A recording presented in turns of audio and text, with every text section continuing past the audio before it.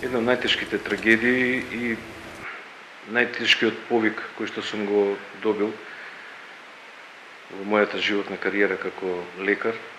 20 години секојдневно се соочувам со сите предизвици на мојата професија да спасувам човечки животи. Но тој повик во 3 часот и неколку минути, кобниот 16 март, кога разбрав дека има починати и повредени кои се борат за живот, деца, најголем број малолетни, е најстражниот повик кој нема никогаш да го заборавам, вели травматологот доктор Мрџановски.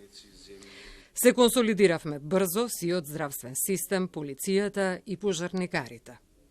Се уште е рано да размислувам за стресот и начинот на соочување со истиот.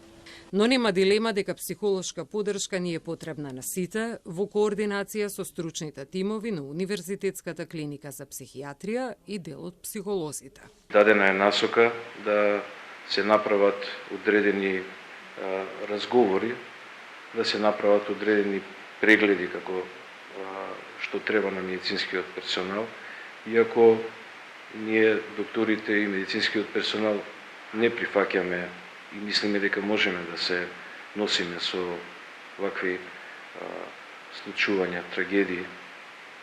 Но оваа трагедија мислам дека ќе остави голем белег кај медицинскиот персонал кој што беше инволвиран во целата оваа трагедија. Во овој миг најважно е пациентите кои се хоспитализирани во земјава и во странство да бидат добро.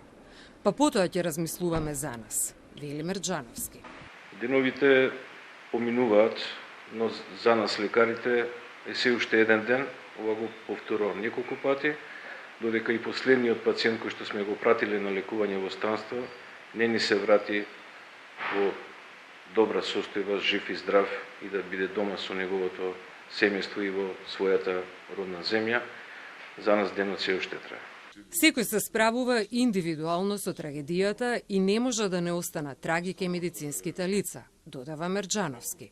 Но ние мора да бидеме присебни за тоа што најдобриот лек за еден лекар е пациентите да бидат во добра здравствена состојба.